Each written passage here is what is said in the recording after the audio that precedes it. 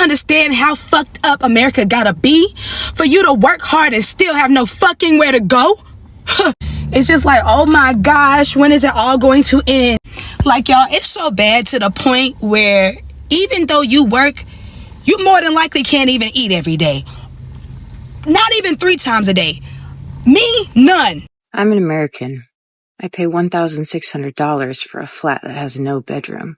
That's 2/3 of my income. I'm an American. I work 50 hours a week. I don't have health insurance. I'm an American. I couldn't afford to have a child even if I wanted to. I'm $7,000 in debt. I'm an American. My health is declining because I can't afford Whole Foods because that's too expensive for my life. I am very overqualified for my job, but no one else is hiring. I'm an American. I make my boss hundreds of thousands, if not millions of dollars, while I can barely keep myself alive. I mean, look at that's all our stuff is everything we own. Everything we own. I feel miserable. I have pneumonia. I just got released from the hospital last night. I've been in there for 4 days. I was sicker than a dog before I went. I called the ambulance. They wouldn't take me in. We can't afford our rent. We can't afford our prescriptions. We can't afford insulin. We can't afford healthcare. We can't afford our education. It's just so frustrating that we did everything they told us to do. We went to school, we got educated, we worked hard, we did everything they told us to do, and then when we're actually out in the world, they want to charge us $1,800 for a 1-bedroom apartment that really ain't shit. And then when they talk about, oh, the future is going to be great for you, just got to work hard and say, now how?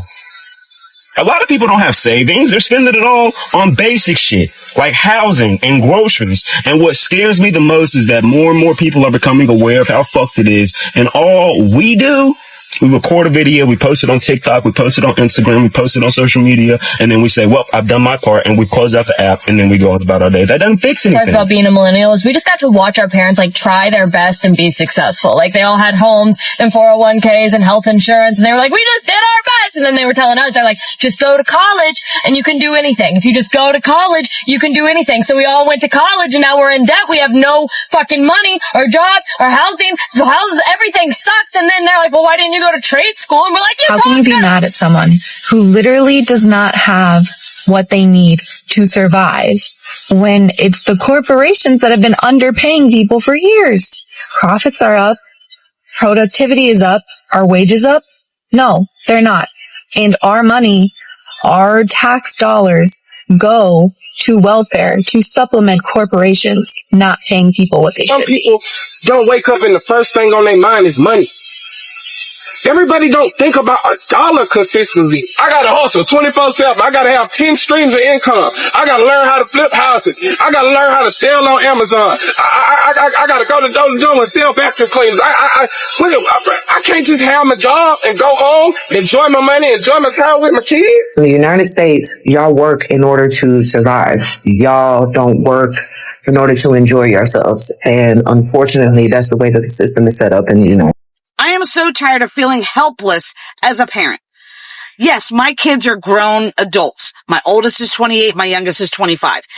And I thought by teaching them what I learned, which is you work hard, you get a good job, you're going to get the things in life that you need, right? Worked for me. Why wouldn't it work for them? Because it doesn't. Because the world has fucking changed, all right?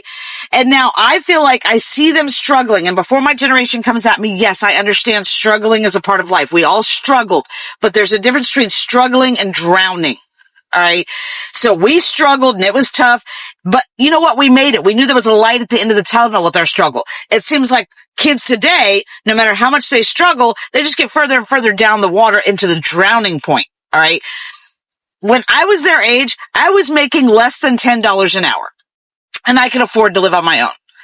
Now you have to be making 6-figure salary to get a decent, tiny little place to live. So what the fuck is going on, and how do we help them as parents? I told my son, all you have to do is work hard, go to college, or join the military like I did. He went to college, got his degree, got a full-time job. He moved back in with me right when he graduated from college because he said, hey, Mom, as soon as I get a job, which was within 2 weeks of him getting out of college, maybe take me 2 months and I'll save up enough money for me to move out. Okay, cool. It's been 10 months. He has saved almost every dime and still can't afford to live. The American dream is so dead, people don't even want to pass it on to their own kids. I read an article about how this is the hugest decline, right, in Americans having children. Americans are not having enough children for the first time in history to replace, themselves, right? But why would somebody bring children into this world, in America specifically? Why would you purposely have a baby in America? Why would a woman even do that? You don't have any control over your body. Government has ultimate control over your vessel. Hell, government will even keep you alive as a host when you're dead, just to make sure it can force you to give birth to that baby. So I don't see the benefit for women, frankly, to have babies. America is not a place for families.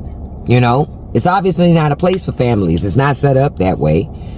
They tax families into oblivion.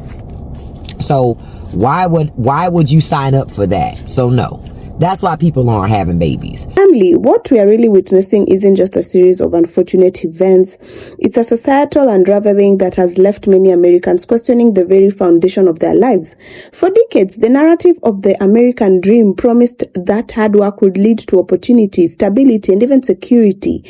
But today, family, the picture is starkly different. People are sitting in their kitchens, their children around them, staring at bills they can't even pay, medical debt they can't escape, and jobs that no longer provide a living wage. Now, tears flow not just from frustration, but from a profound sense of betrayal. The reality hits hardest when they see that essential things like healthcare, affordable housing, and even quality education, once assumed to be attainable, are now luxuries for a shrinking portion of the population. And yet, beyond the personal despair, family, there is a collective shock. The same society that promised equality and opportunity has systemically structured obstacles that make the future feel uncertain and even sometimes really hopeless. And so, watching these breakdowns, it's impossible not to feel the weight of human vulnerability, the stark contrast between expectation and reality. But this is more than just emotional, family. It's a wake-up call. When large swaths of a population feel their futures are disappearing, it forces a reckoning with policy, with economy, and even social responsibility. And so empathy alone won't fix systemic issues, family, but understanding the depth of this despair is the first step.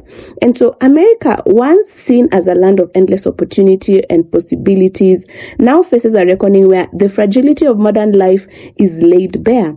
And for many, family, the question is no longer if life will get harder, but how they can survive and whether hope itself can be reclaimed.